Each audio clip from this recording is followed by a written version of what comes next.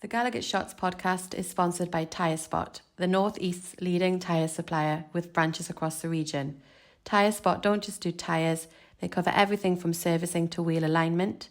They can handle every aspect of your car's maintenance. For more information, visit tyrespot.co.uk. Enjoy the episode.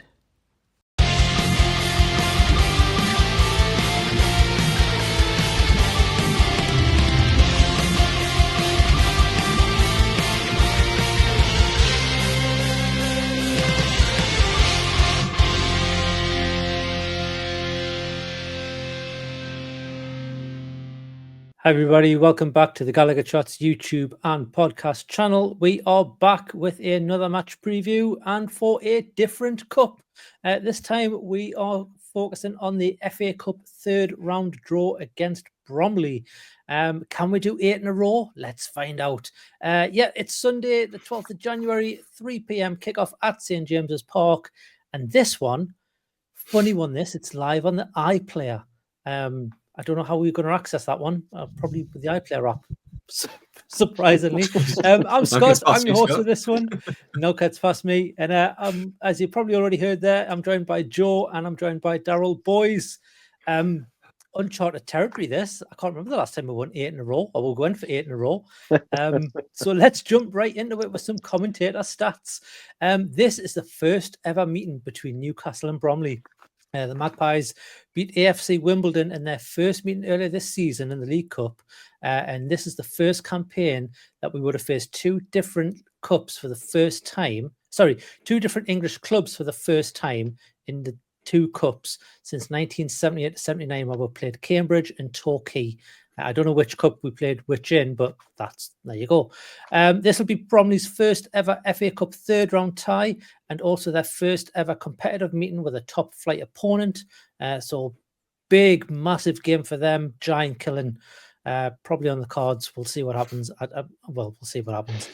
Newcastle have lost just one of their last 16 FA Cup matches against a fourth tier or lower opponent. Going down 3-1 at Stevenage in the third round back in 2010 to 2011. Bromley have won both of their FA Cup games so far this season. Haven't been winless in their previous 23 matches in the competition beforehand. That's with 4 draws and 19 defeats. And with 2 goals and 2 assists so far, no player has been involved in more FA Cup goals this season than Bromley's Corey Whitley. And that's from the first round onwards. Let's hope he doesn't hold Newcastle at bay. There you go. There's your joke for this one as well. I'll let you work that one out. Boys, 8 in a row. Let's see if we can do it. We're looking forward to this one. I think we're all pretty confident, aren't we? Joe, confident for this one?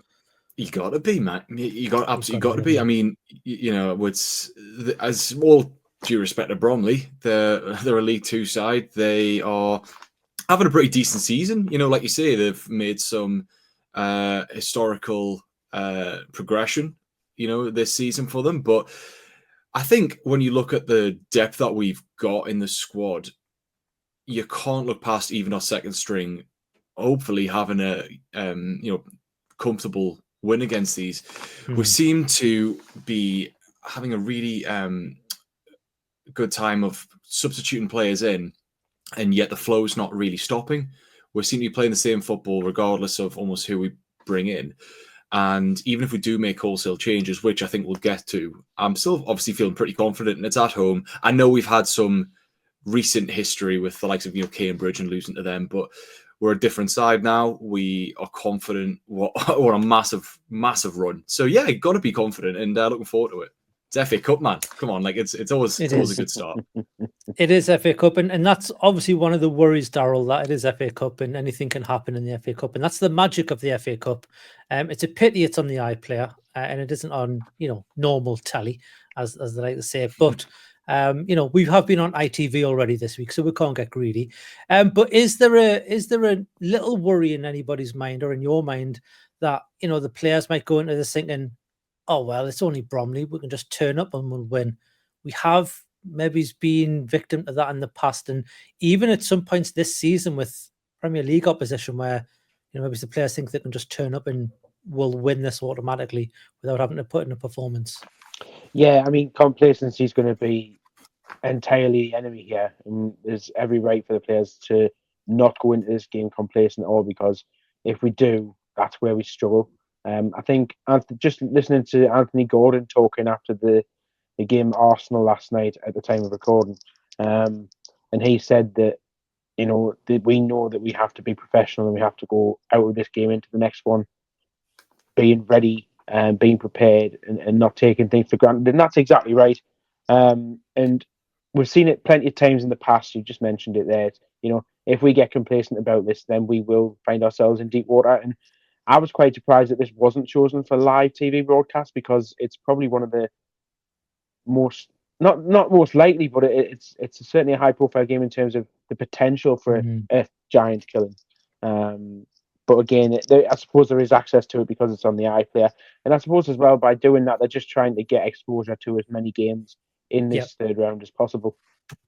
I think if it was at Bromley, we probably would have been on telly, because it would have been more exposure and more for the club itself. But the fact is at St James's, they probably think, oh, we'll just put it on the iPlayer, because the again, no disrespect to Bromley, but the smaller club won't get the exposure because it's just another game at St James's, really. Obviously, Joe, we've got 1 foot in one final. Does that, and I'm not saying we're in the final, but we have got 1 foot in now. We're 90 minutes away, shall we say, with a 2-goal lead. But does that take the shine off the FA Cup at all, because we're progressing so far in the EFL Cup? Or do the lads still want to put it all into this one to ensure that we are still in a competition should anything happen in February that we don't want to happen in February? Shall we put it that way? Listen, since Eddie Howe's taken over, we have been an absolutely incredible cup team. We've gotten to at least, like the quarters, obviously the final. Apart from his first season, shall we say, for that first FA Cup game. You cannot really, but you cannot really count that. But so, since his first full season in charge, we've been absolutely incredible, and it is fascinating. Like even like last season, we got to the quarters of the League Cup. We did well in the FA Cup. Can someone remind me exactly where we got to? We did well, I think. But was it quarters again for the FA Cup? It's just completely over my head. But point being is that we're good. Yeah, and it's also at a completely different time of the year as well. You've got the final, which will be over. Actually, to be fair, it's a little bit late this season. It's in the middle of March for the League Cup, but then the FA Cup obviously extends all the way out to the end of the season. And there is a bit of an overlap, but these early rounds is a chance for, as I said earlier, for some of these not fringe players, but those who are not quite starting yet to make an impact.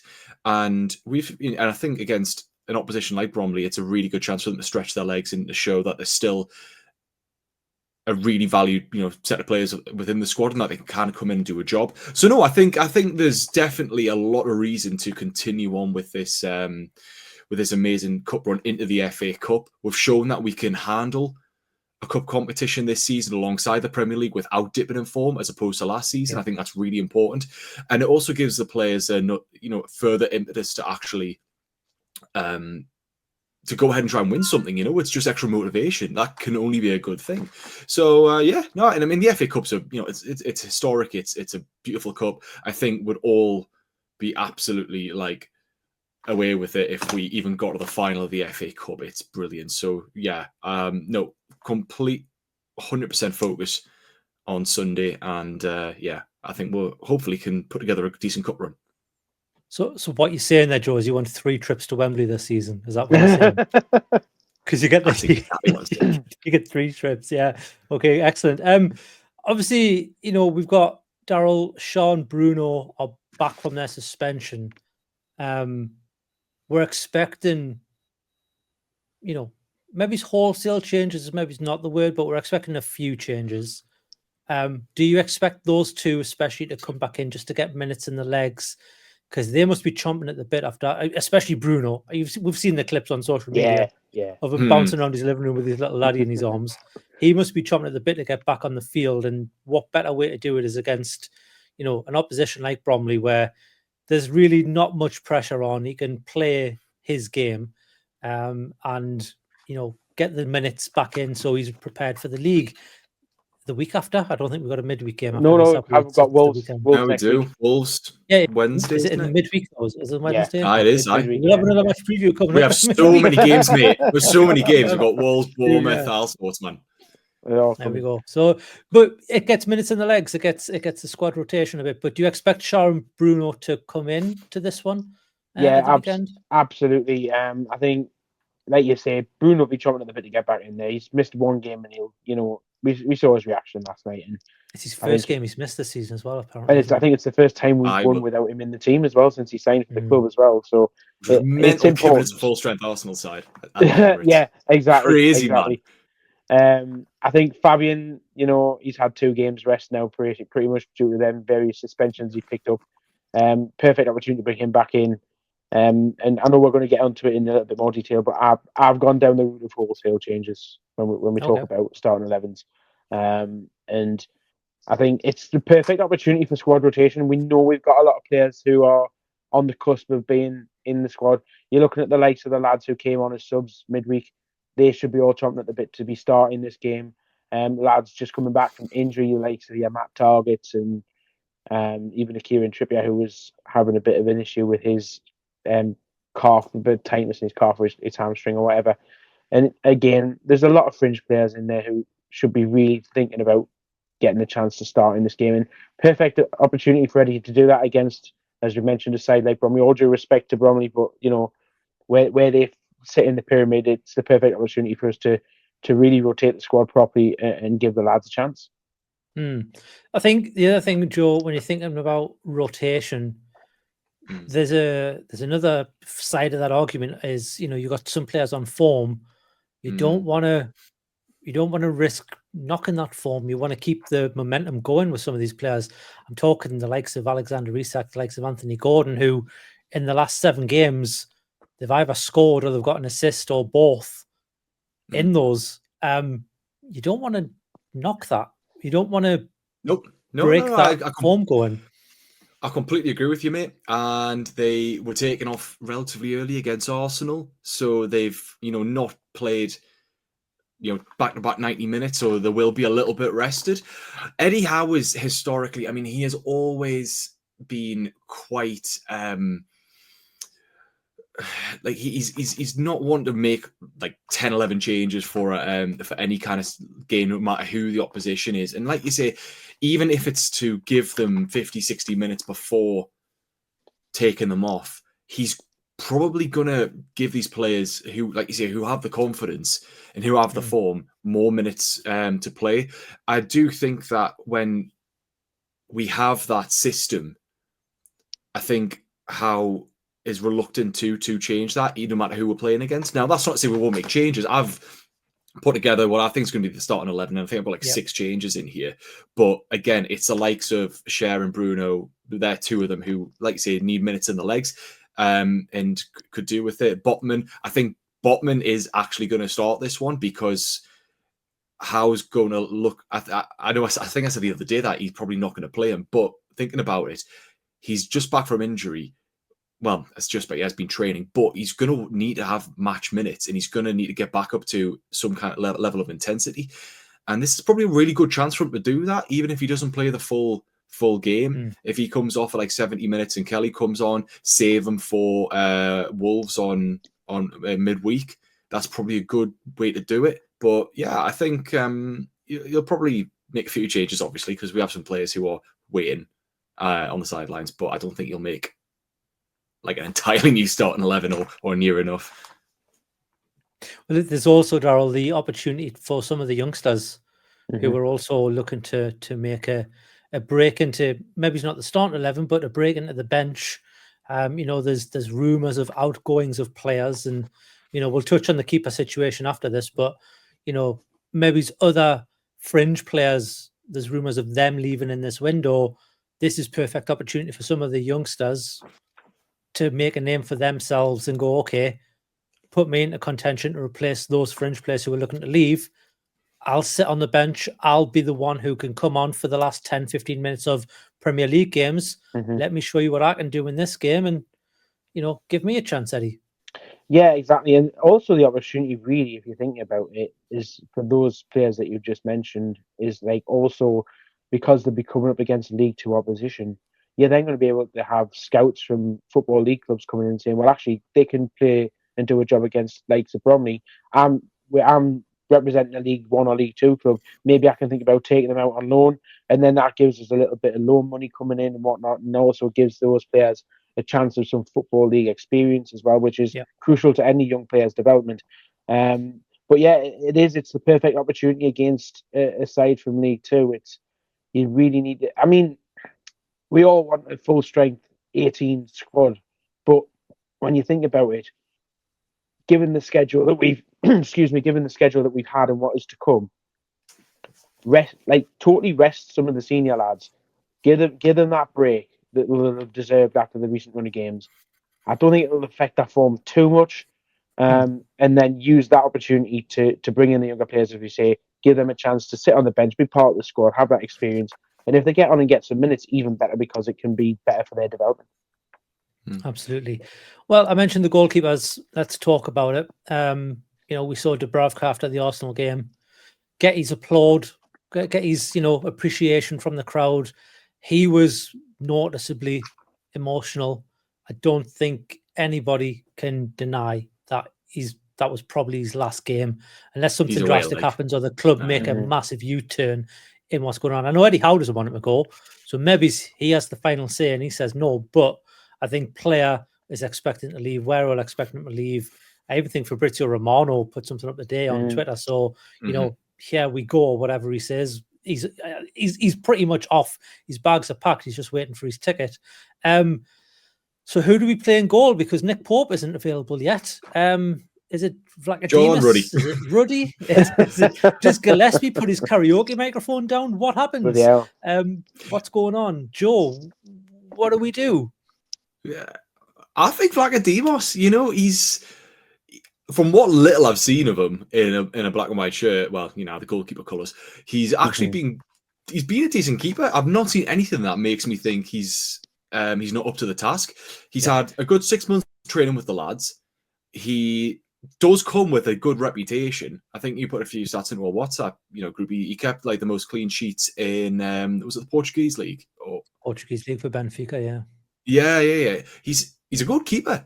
And I'm thinking that, assuming that Howe is liking what you've seen with him, and that he can hopefully play with, using his feet, and he can help do what Dubravka's kind of actually done in his latest spell, which is allow the defense to push up a little bit and have a bit of confidence, passing back to him. I think, why not? He's a good keeper. We have about 45 keepers on the books anyway, and he seems to be next in line. So it makes sense to start him and have the likes of maybe John Ruddy, on the bench. So I see no reason why not. It's a funny one, Daryl, because everyone writ him off because he was being kept out of the team by Matt Sells when he played at Forest. But look at Matt Sells this season, and everyone's like, "Oh well, yeah, absolutely." Like if we signed Vlachodimos now in January because he's being kept out the side by Matt Sells, people wouldn't think twice about it because Matt Sells is having such a great season. It's only because of his history with us that people saw, he's being kept out by Matt Sells, he must be a poor goalkeeper. Yeah, maybe he had one or two bad games. I think he only played 5 for them in the league. It wasn't many. But I think it's because Matt Sells was having such a good time at Forest. I mean, for any FPL nerds watching, you just have to look at Matt Sells' points return for this season to know how good he's been for Forest.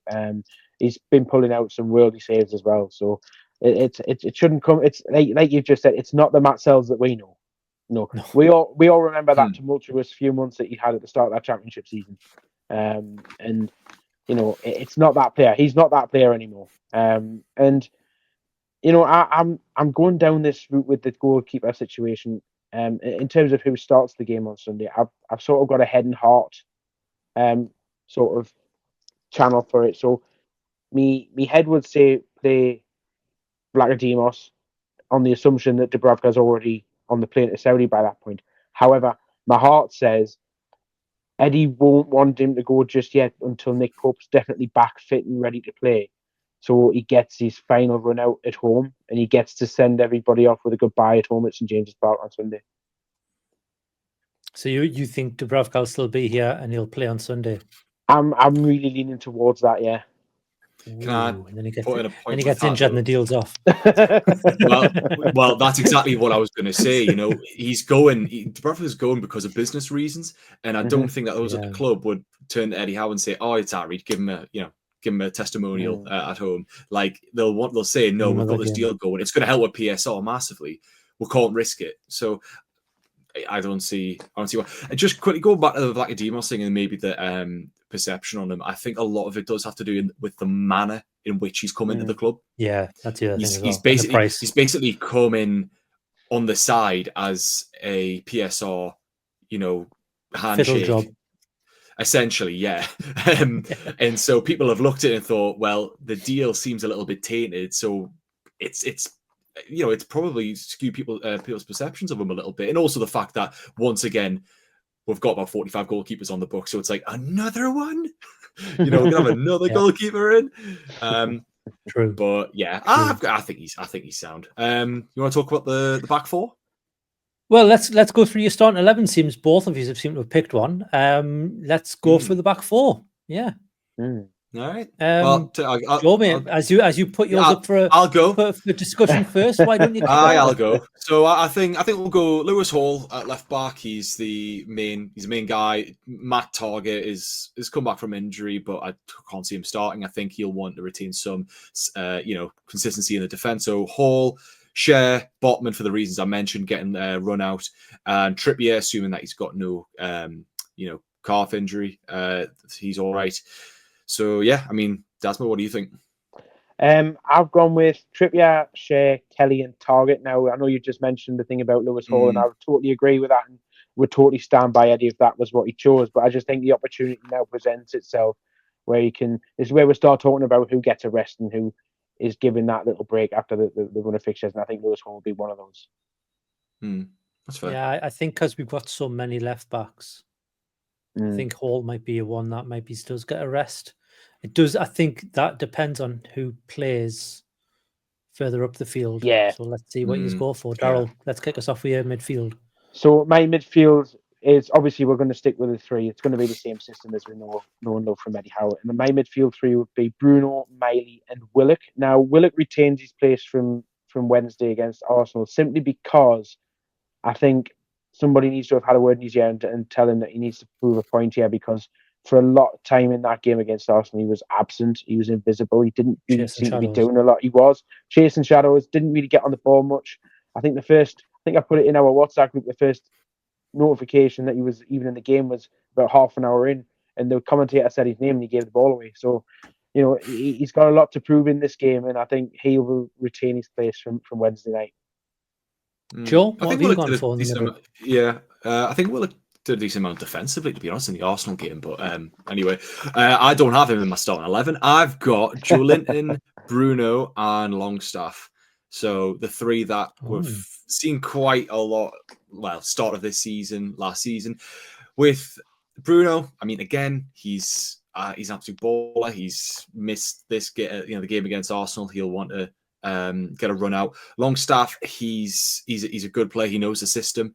And Tonali, don't forget, Tonali was literally not only on for the full 95 minutes on, what day are we on? On Tuesday, but he was also leading the defensive line. He was coming out, he was pressing really high, and he was the one who was trying to force the Arsenal midfield in back four and making mistakes. So I think he's going to be absolutely packed. I don't think he's going to want to probably start this game. He probably want a bit of a rest, So I can see Longstaff coming in for Tonali, Bruno retaining that 6 role, and then Joe Linton.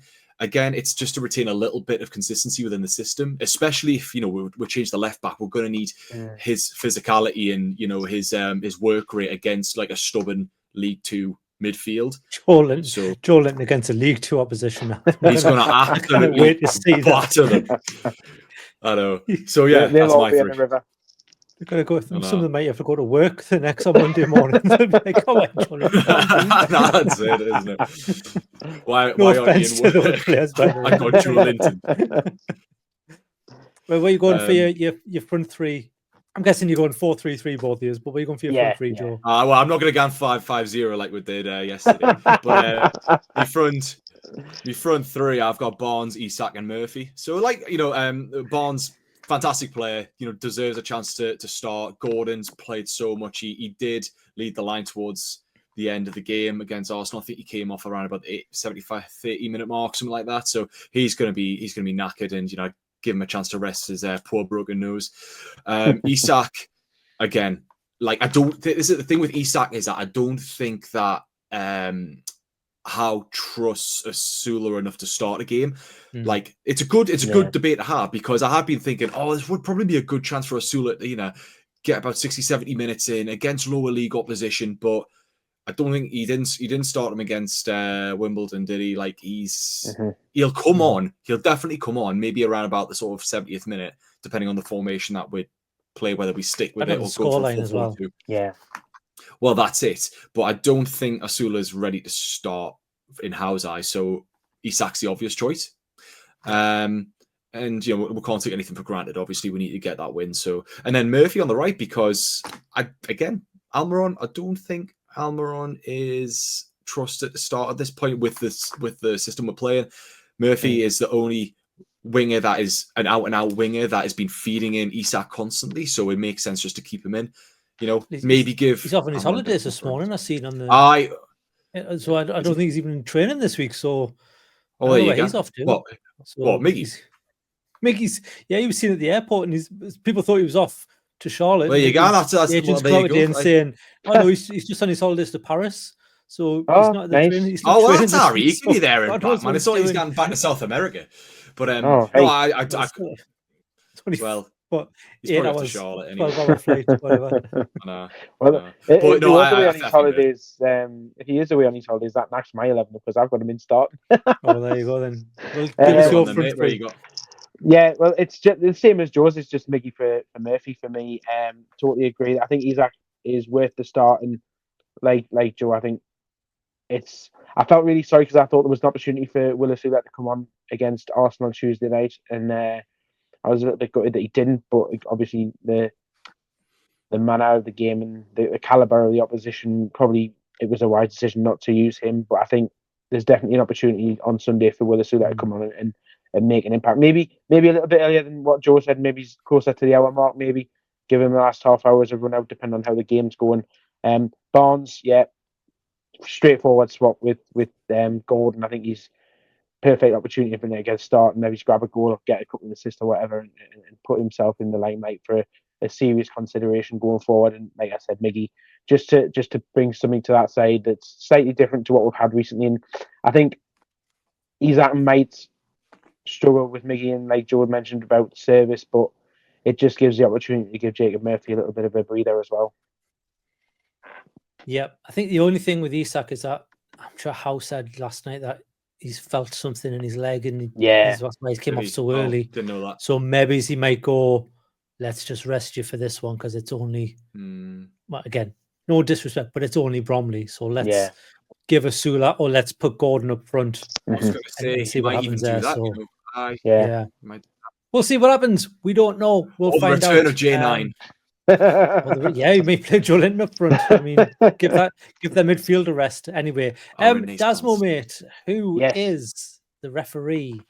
Is the VAR on this? It's FA Cup, so we must know. No VAR yet. No, not yet. I think like the League Cup, this won't be VAR until at least maybe the quarter or semi-final stage. Okay. I think last year it depended on if the stadium had the capabilities, and I think it was only if the benefit of the side, like the opposition, if it went to a replay, the opposition had to have the facilities to use it as well. So there was something about that anyway. But definitely not at this point. In this game on Sunday, man in the middle for this one's going to be a lad called Will Finney. He's from Bedfordshire.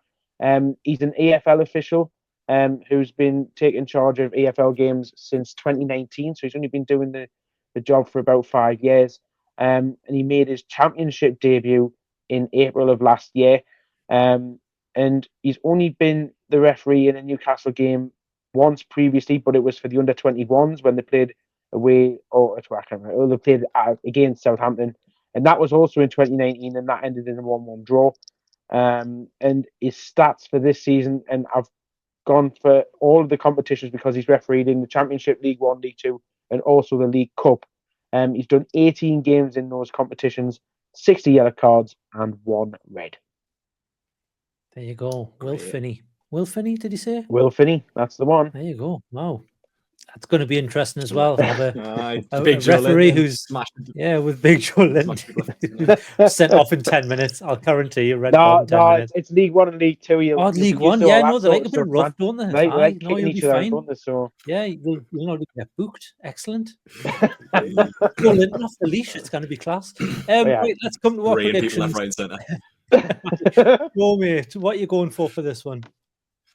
We're gonna get the job done 3-0, and I'll say Barnes gets 2, and let's go for Murphy. I reckon Murphy will get 1. Nice. Okay. He's not in your starting 11, is he? Yeah, he is. He's in mine. he's He enjoying wasn't- it. he wasn't in Oh, Daryl's. yeah, you've got me. Daryl's It's in McGeehan. going to be fun if he's scoring. He's not starting. that Harold, good? mate, what are you going for? You know what it is? I was just about to say 3-0 as well, but I'll go 4-0 and I'll go with Isaac 2, Barnes 1, and Bruno 1. There you go. Yeah, I think we again, no disrespect to Bromley, but I think we fly past this one. I mean, we've just beat Arsenal, Man U, and Tottenham. It's hard not to see anything but a big win here. I'm like you, Daryl. I think it's going to be 4-5-0. I think 5-0 is. I don't think it's optimistic, unfortunately. I think we'll get a few in the first half and a couple in the second half. If Isak plays, I could see him getting a hat-trick. I could see him getting more. But yeah, I think we'll go for Isak with 3. And if Gordon plays, he's getting a couple. If not, it'll be Barnes. And I'm going to go for Bruno as well. He's going to get 1. Good stuff. Yeah. Let us know what you think, Bromley fans, if you're watching this. Sorry we didn't cover your team at all, but I'm not going to lie to you. There's no highlights or anything that I couldn't even find. I know Joe did some chat GPT stuff on your team, but we can't really trust it. I tried. We did try. Corey Whitley, what's he like? What's he like? Is he as nice as what Whitley Bay Beach? Let me know. How's he been doing this season? He's got 2 assists and 2 goals. Listen, So let me know. but what are your expectations for this? Are you all coming up? Well, they must be coming up. Yeah. Right. He's all coming for the day out in Newcastle. He's coming the night before for a night on the town. I'll do a full weekend. Me. You would do the full. Get yourself up on the weekend. Friday night. Exactly. Get yourself to the stack. Get yourself down the big market and get yourself into Newcastle for a good time. And then also enjoy the football. You never know. It's FA Cup. Anything could happen. But let me know in the comments below what your predictions are going to be. Let me know how you think the game's going to be. How I joke. and let me know. I'm setting myself up for the fall. It's fine. We are. You are. You set yourself up for being clipped. That's what it is. And I don't mean like the back of the hand. I mean you're going to be all over social media. Well, it depends if I'm Bromley fans. Yeah, and let me know how you think it's going to go in the comments. While you're down there, if you want to see more content like this, just hit the subscribe button and you'll get more of our videos in your feed. If you want to be notified when those videos go live, you can hit the notification bell. We've got a few different podcasts coming your way over the next couple of days, as well as the usual Always Smiling Faces podcast, match reactions, match previews, and all that good stuff. Canny Chat must be coming back as well. We'll need to talk to Ian Joe and get that sorted out. See when we can come back for that. What else? Membership. Yeah, $2.99 a month gets you early access to videos, exclusive access to videos and content, as well as access to the Telegram group. And that's it. Thanks, everybody. Cheers, lads. I love you, Bromley. Had fun with this one. It's nice going back to pick and starting 11s because this one will be different. We don't normally because Eddie Howe doesn't change things, but that was nice. Yeah, we'll see you all in the next one. Up for the cup, come on. Ta-da. We aye.